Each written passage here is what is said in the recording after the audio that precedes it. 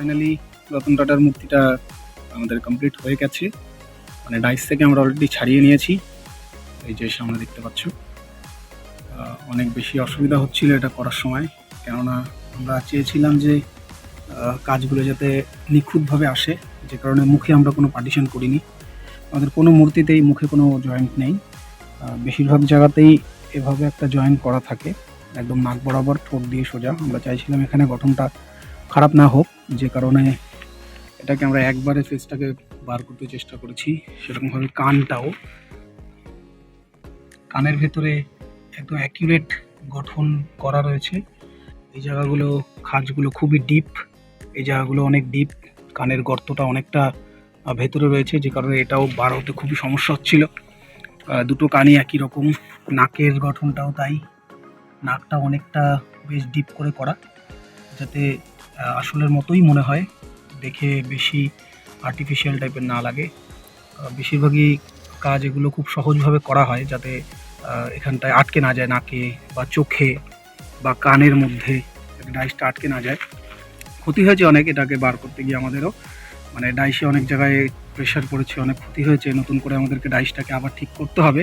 কিন্তু তথাপি চেয়েছি যখন কাজটা এক্সিবিশনে যাবে এবং কাজ যখন শুরু করেছি, তাহলে সেই কাজটা যাতে নিখুঁত হয়, ভালো কাজ হয়। যে আমাদের কাছ থেকে অর্ডার করিয়ে কাজ করাবে, যাতে তারা ভালো কাজ পায়, যাতে আমাদের একটু সমস্যার জন্য মানুষকে কম্প্রোমাইজ না করতে হয় কোনো কোয়ালিটি নিয়ে। প্রয়োজনে একটা ডাইসে একটা মূর্তি হবে, তথাপি সমস্যা নেই, কিন্তু কাজ ভালো হওয়া চাই। তো যদি কারোর প্রয়োজন পড়ে কোনো রকম কোনো অর্ডার যদি কেউ দিতে চান, বা এই ধরনের যে মূর্তিগুলো অলরেডি আমাদের হয়ে আছে তার মধ্যে কোনো অর্ডার করতে চান, আপনারা করতে পারেন। বা নতুন যদি কিছু প্রয়োজন হয় সেটাও বলতে পারেন। আমাদের কাছে সমস্ত সুবিধা আমরা দিতে আপনাদেরকে ইচ্ছুক।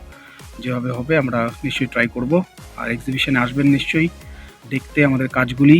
এই মূর্তিটাকে আমরা রিভিল করলাম কেননা এটা ফাইবারেই করেছি, সেই কারণে। বাকি আরও যেমন উত্তম কুমার আপনারা আগেই দেখেছেন, লতা মঙ্গেশকর দেখেছেন, সেগুলো আমরা ফাইবারে করিনি, ওগুলো আমরা অন্য ম্যাটেরিয়াল দিয়ে করেছি। আপনারা বললে ফাইবারেও করে দেবো। যেহেতু একটা শো, আমরা শোটাকে একটু স্পেশাল করতে চাইছি, একটু ইউনিক করতে চাইছি, যে ফাইবার ছাড়া অনেক কিছু দিয়েই সম্ভব, আমরা সেগুলিও করতে পারি।